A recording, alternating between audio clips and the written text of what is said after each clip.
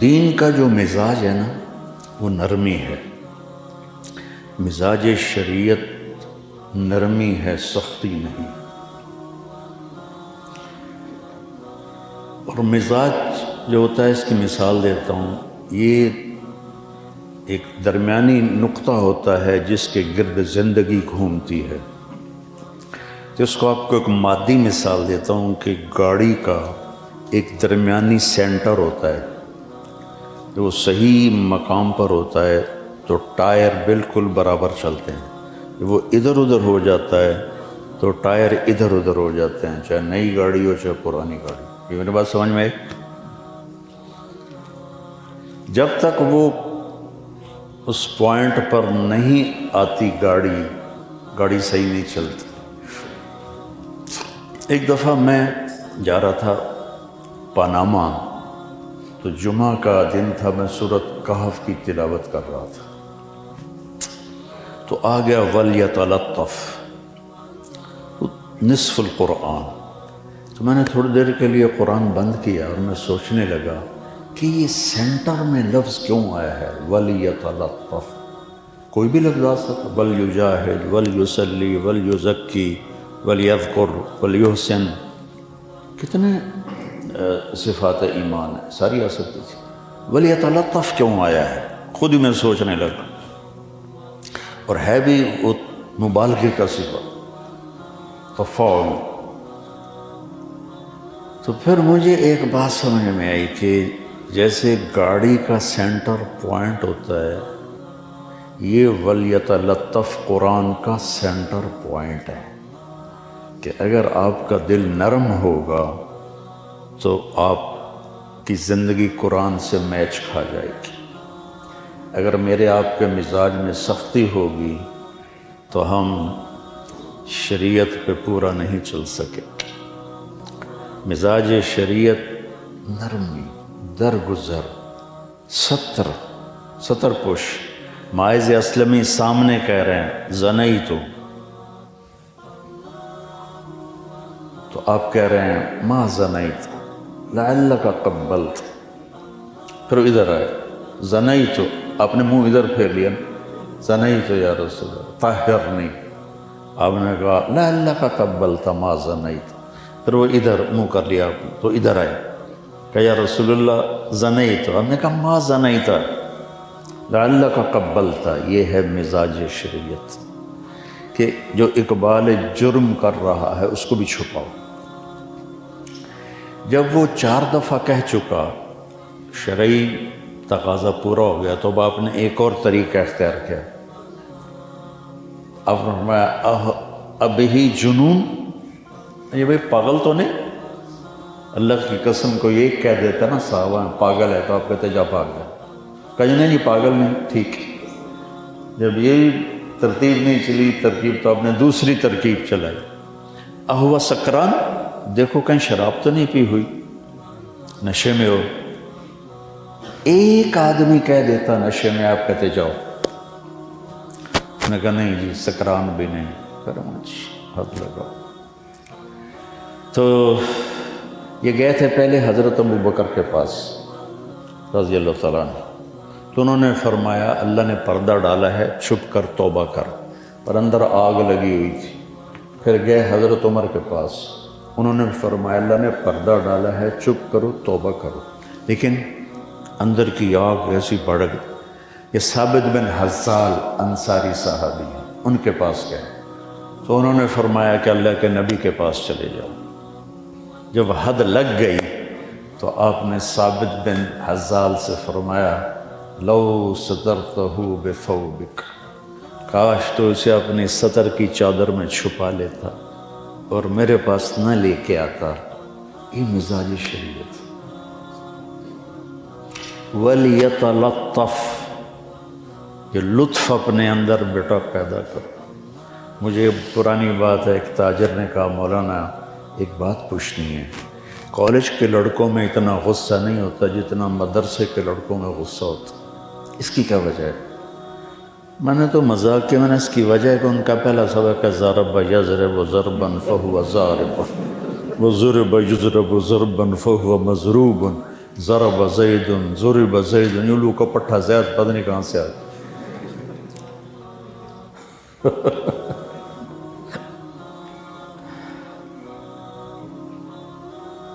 ایک ترکی گورنر تھا ترکوں کے زمانے میں، مصر کا، ترکی تھا، ترکی سے اس کو عربی سیکھنے کا شوق پیدا ہوا، تو اس نے ایک نحوی کو بولا مجھے عربی سکھاؤ، تو انہوں نے مثال دی ضرب زید عمرا، زید نے عمر کو مارا، تو وہ تھا تھوڑا خر دماغ، کہنے لگا واقعی مارا ہے؟ کہنے لگی نہیں، مثال ہے کہ تو گورنر کو جھوٹی مثالوں سے پڑھاتا، اس کو جیل میں ڈال دیا۔ اس طرح اس نے 18 نحوی بلائے، ہر نحوی ضرب زید عمرا۔ علامہ المنفلوطی بہت بڑے ادیب گزرے ہیں، سادات میں سے تھے، تو ان کی میں نے کتاب پڑھی، تو اس میں انہوں نے یہ واقعہ نقل کیا، اور اس کے بعد علماء سے کہا اللہ کے واسطے ضرب زید عمرا چھوڑ کر کوئی اچھی مثالیں لاؤ۔ تو اس نے پھر شام سے ایک نحوی بلائے، تو وہ سمجھدار تھے، تو انہوں نے پہلے پوچھ لیا چکر کیا ہے؟ ان کا یہ زید و عمر کا چکر ہے۔ کچھ ٹھیک ہے، تو اب کتاب میں تو ان کے پاس بھی یہی تھا، ان کا ضرب زید عمرا۔ وہ کہنے لگا وہ کیا بکواس ہے، جو آتا ہے ضرب زید عمرا۔ کیا زید نے عمر کو مارا ہے؟ کہ جی مارا ہے۔ کہ کیوں مارا ہے؟ کہ یہ بڑا بدماش ہے۔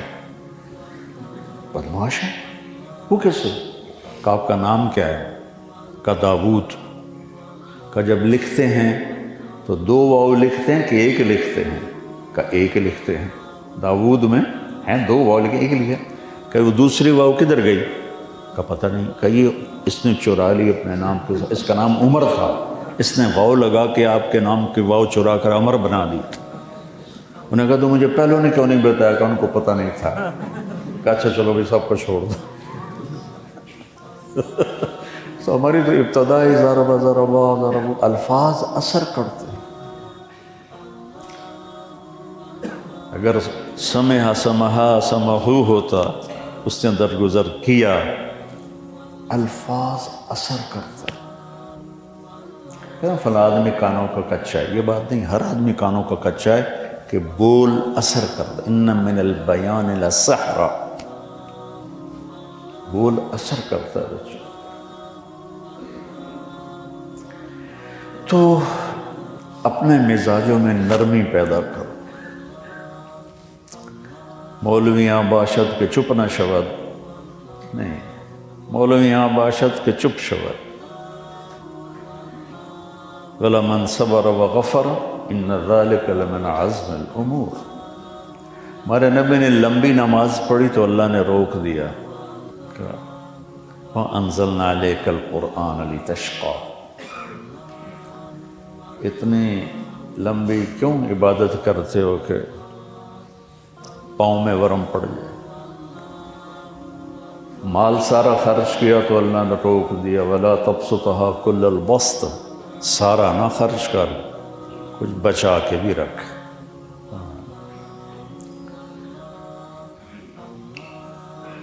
آپ نے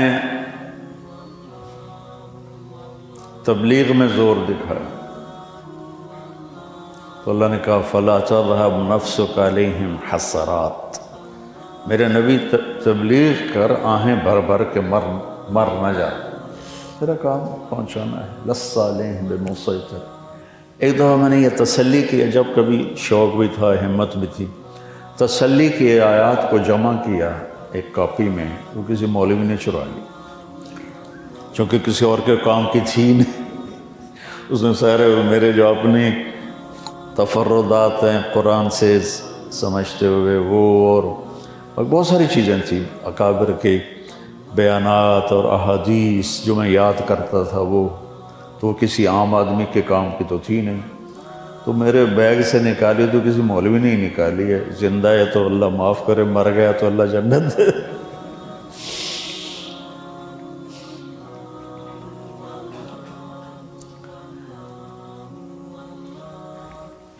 کیا کہہ رہا تھا میں؟ ہاں، تسلی والی آیات کو جمع کیا تھا، تو اب تو وہ یاد ہی نہیں ہے، بس یہی فلا تذهب نفسک علیہم حسرات لعلک باخع نفسک الا یکونوا مؤمنین لعلک باخع نفسک علی آثارہم ان لم یؤمنوا بہذا الحدیث اسفا لست علیہم بمسیطر ما انت علیہم بجبار ما انت علیہم بوکیل، جو ابھی اچانک یاد آ گئی، باقی بہت ساری تھی۔ تسلی، میرے نبی تبلیغ کر، دکھ نہ اٹھا، ٹھیک ہو گیا۔ تبلیغ بہت بڑا کام، میری ساری زندگی اس میں گزر گئی۔ اللہ نے کہا اعتدال سے چلو، اعتدال سے چلو۔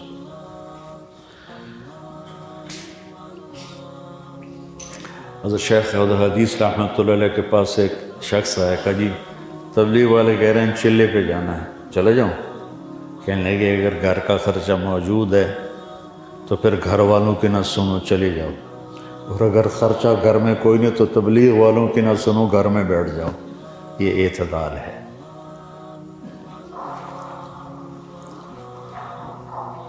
ہمارا مجمع چونکہ عمومی مجمع ہے تو قربانی پر وہ بیچارے پس جاتے ہیں۔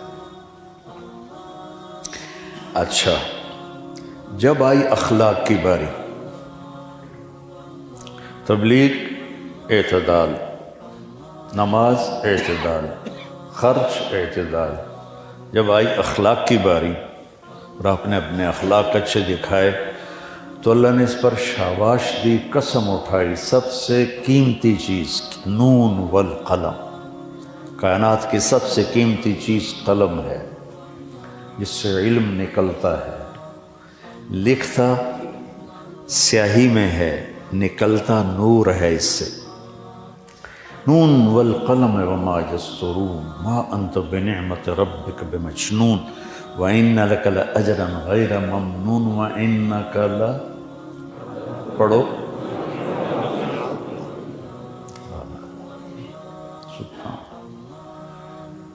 یہ ان کا لا، ان اور لام بھی قسم بن جاتے ہیں، تو میں اس کا ترجمہ یوں کرتا ہوں، میرے محبوب شاباش، کیا کہنے آپ کے اخلاق، کیونکہ ذو خلق نہیں فرمایا۔ ذو خلق ہوتا ہے بے اخلاق والا ہے۔ اعلیٰ، وہ ایک کتاب تھی شرمیت اعلیٰ للاستعلاء، وہ میں نے یاد کی تھی، اب تو بھول گئی۔ اعلیٰ للاستعلاء، تو زید علی السطح، ان کو زید کے علاوہ ملا ہی کوئی نہیں۔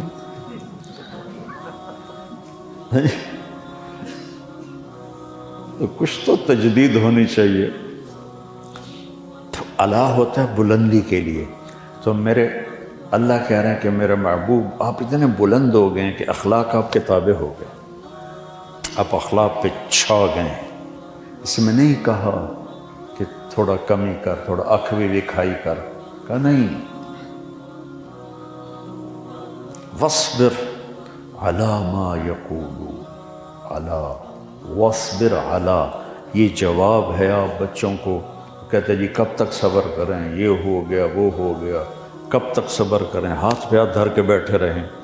تو میرا اللہ کہہ رہا ہے یہ یوں سمجھو، یہ ہے یقولون، کون؟ کفار جو کہتے ہیں، اور یہ ہے عَلَى، اب چھپ گیا نا اس میں۔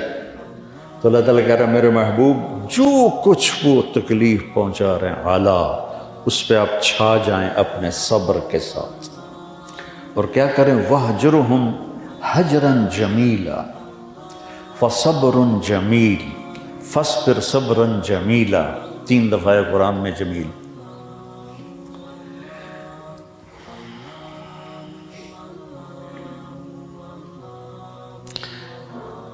میرے محبوب آپ نے ان کو کوئی جواب نہیں دینا، حجراً جمیلا، یہ تم آپ کو گالیاں دیں گے آپ نے جواب نہیں دینا، یا آپ کو برا بھلا کہیں گے آپ نے جواب نہیں دینا، یا آپ سے بدتمیزی کریں گے آپ نے جواب نہیں دینا، آپ نے اپنے جمال کو باقی رکھنا، جمال کو باقی رکھنا۔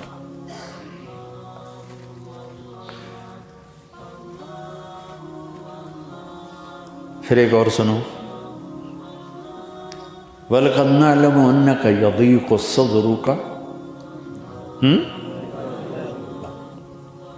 آپ کا سینہ تنگ پڑ جاتا ہے. یہ میں اس پہ کر رہا ہوں کہ ہمارے بچے کہتے ہیں، ہمارے مدرسے کے بھی بچے، کب تک صبر کریں گے، کب تک بیٹھے رہیں گے. وَلَقَدْ نَعْلَمُ أَنَّكَ يَضِيقُ صَدْرُكَ بِمَا يَقُولُونَ. ٹھیک ہو گیا. ہمیں پتہ ہے کہ آپ کا سینہ تنگ پڑ جاتا ہے. کس سے؟ باتوں سے. باتیں ایسی بلا ہیں کہ سینہ نبی کا سینہ چیر دیا. اللہ کے نبی نے، اللہ نے یہ نہیں کہا کہ ہمیں پتہ ہے آپ کا سینہ تنگ پڑتا ہے، آپ کے دان ٹوٹ گئے، آپ کا سینہ تنگ پڑتا ہے، آپ کو پتھر پڑ رہے ہیں، آپ کا سینہ تنگ پڑتا ہے، آپ کے راستے میں کانٹے بچھائے جا رہے ہیں، آپ کا سینہ تنگ پڑتا ہے، آپ شیب ابی طالب میں بندھے ہوئے ہیں. بما یقولون. کڑوی بات ایسی بلا ہے میرے بچوں جو سمندر کی کڑواہٹ سے بھی زیادہ. اچھا اب کرنا کیا ہے؟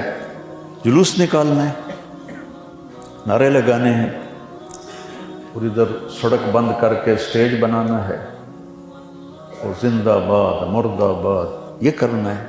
آپ کے پاس اتنا مجمع تو تھا کہ آپ جلوس نکال سکتے تھے مکے میں، وہی کافی ہو جاتے.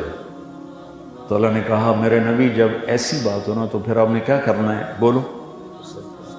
فسبح بحمد ربک، اور وکن، اور من، اور اس، اور بولو من الساجدین یا من الصارخین. شور مچاؤ. اور کب تک کرو؟ وَاعْبُدْ رَبَّكَ حَتَّى يَأْتِيَكَ الْيَقِينُ. یہ موت تک آپ نے اسی طرح چلنا ہے. ایک اور آیت یاد آ گئی. میں وہاں تھا سوات کے اجتماع میں، تو علماء اکٹھے ہو گئے مجھ سے ملنے کے لیے، سارا کمرہ بھر گیا. میں نے کہا ایک سوال آپ سے کرتا ہوں. ھذا صراط علی مستقیم. یہ راستہ ہے جو میری طرف سیدھا آتا ہے. تو یہاں تو الیہ ہونا چاہیے، چونکہ الہ تو ہوتا ہے میرے اوپر، اور الہ ہوتا ہے میری طرف. تو اللہ نے علیہ کیوں کہا ہے؟ تو ایک نے کہا جی علیہ، علی بمعنی الہ ہے. میں نے کہا دونوں میں کوئی فرق نہیں وزن کا. الیہ ھذا صراط الیہ مستقیم، ھذا صراط علیہ مستقیم، وزن برابر ہے. تو جب کسی لفظ حرف کو چھوڑا جاتا ہے تو پیچھے کوئی مقصد ہوتا ہے، معنی اس کا دے رہا ہے، لیکن دوسری طرف جو لفظ کو لیا گیا تو پیچھے کوئی مطلب ہے. وہ کیا ہے؟ الیہ اور اللہ کا وزن تو برابر. تو سارے چپ ہو گئے. مجھے اہل مدارس سے، اپنے بھی اہل گلہ ہے کہ ہم قرآن کو اتنا ٹائم نہیں دیتے جتنا ہم باقی علوم کو ٹائم دیتے ہیں. حدیث کو وہ ٹائم نہیں ملتا جتنا باقی علوم کو ٹائم ملتا ہے. اور مجھے اللہ نے قرآن سے شغف نصیب فرمایا ذاتی طور پر. اور میں تفسیریں نہیں پڑھتا ہوں، میں قرآن پڑھتا ہوں. اس میں جو چیز مجھے اپنی سمجھ سے لگتی ہے صحیح، میں اپنے علماء کے سامنے پیش کرتا ہوں کہ بھئی یہ مجھے سمجھ میں آیا، ٹھیک ہے غلط ہے. اگر وہ کہیں ٹھیک ہے تو پھر میں اس کو چلا دیتا ہوں. وہ کہیں نہیں صحیح تو پھر میں چھپ ہو جاتا ہوں، چونکہ میں کوئی اتنا مضبوط تو ہوں نہیں. البتہ عربی لغت سے مجھے شناسائی ہے. جب وہ کوئی نہیں جواب دیا، میں کہا دیکھو اعلیٰ ہوتا ہے بلندی کے لیے، الہ ہوتا ہے سمت کے لیے. تو اللہ اس میں دو معنی بتانا چاہتا تھا کہ جو یہ راستہ میری طرف آتا ہے، یہ راستہ بلندی کا راستہ ہے، بلندی کا راستہ ہے. تو اس کو بلندی کا ھذا صراط علی مستقیم عال. قرآن تو مختصر بات کرتا ہے نا. تو سبحان اللہ، دو مطلب اس میں اللہ تعالیٰ نے جمع کر دیے کہ دیکھو میرے بندو، میری طرف کا راستہ جس پر آپ لوگ چل رہے ہیں، جس پر ہمارے دیندار طبقہ چل رہا ہے، یہ راستہ عزت کا راستہ ہے. تو اللہ سے الیہ میری طرف بھی پہنچ جاؤ گے، اور دوسرا کیا ہوگا؟ عزت بھی پاؤ گے، بلندی بھی پاؤ گے، کامیابی بھی پاؤ گے۔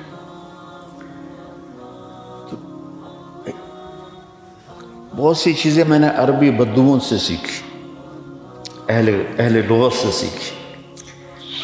میں راس الخیمہ میں تھا تو میں ایک تفسیر پڑھی تھی، میں پڑھنے لگا، اس میں تھا کہ قرآن میں جہاں بھی فاحشہ کا لفظ آیا ہے وہ زنا کے لیے ہے۔ فاحشہ، فحش، یہ زنا کے لیے ہے۔ ان اللہ یامر بالفحشاء۔ تو میرے خیال میں آیا کہ فحش تو ہر قسم کی بے حیائی کو کہتے ہیں، خاص طور پہ زنا کا کیوں آیا ہے؟ مجھے سمجھ میں نہیں آیا۔ اس کے بعد ہم العین گئے، یہ 96 کی بات ہے، ہماری جماعت تھی، تو العین میں نے مغرب کا بیان کیا۔ صبح میں چائے بنانے کے لیے گیا، سامنے کچن تھا، کیونکہ وہ عربوں کی چائے ہمارے مزاج کی نہیں، ہمارے مزاج کی ان کی مزاج کی نہیں، تو میں نے چولہا جلایا اور چائے، دودھ اوپر رکھا، پانی، تو پیچھے سے آواز ہے ہے، تو میں نے پیچھے مڑ کے دیکھا تو ایک بدو، کوئی 80 سال کا، کھونڈا ہاتھ میں، تو ہے، میں نے کہا نعم دیزنا لی القہوہ، میرے لیے قہوہ بنا۔ انہوں نے سمجھا کوئی خادم ہے مطبخ کا، تو وہ یہاں کام کر رہا ہے، تو کہ میرے لیے قہوہ بنا۔ میں نے کہا تفضل تفضل۔ میں نے اس کو بٹھایا اور اپنا وہ چائے ہٹا کے اس کا قہوہ رکھ دیا، تو مجھے ایسے دیکھنے لگا۔ انہیں رات کا بیان سنا تھا نا، تو مجھے پہچانے لگا ایسے۔ تھوڑی دیر بعد کہتا ہے انت المبین، تو نے تو رات کو بیان کیا تھا۔ میں نے کہا جی۔ کہا سامحنی سامحنی، مجھے معاف کرو، میں نے سمجھا کوئی ملازم، میں نے کہا بیٹھ جا، میں تیرا ملازم۔ میں نے کہا شروع کر، تو میں نے اس سے جاہلیت کی باتیں چھیڑ دیں۔ جاہلیت سے مراد ہے کہ تیل سے پہلے کی باتیں چھیڑ دیں۔ تو باتیں کرتے کرتے میں نے کہا شیخ امعاک من القرآن شیء، کوئی قرآن بھی پڑھا ہے؟ کہنے لگا یا ولد ما غرات، وہ قاف کو گا، ما غرات طول الحیات علی الابل، ساری زندگی اونٹ پہ گزاری، یوں کیا اونٹ کو چلانے کے، طول الحیات علی الابل، ولیکن ما فحشت، غور کرنا، ولیکن ما فحشت الا نظرۃ،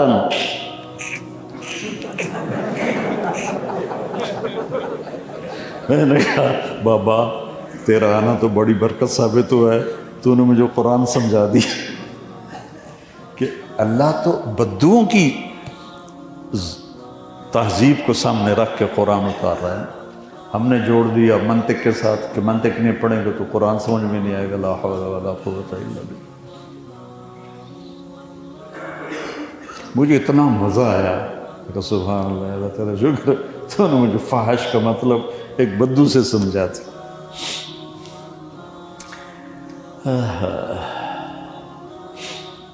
تو میرے عزیزو، اپنے مزاج میں نرمی پیدا کرو، قرآن سے جڑو، سیرت پڑھو، اس سے آپ کو پتہ چلے گا کہ زندگی کیسے گزرتی ہے۔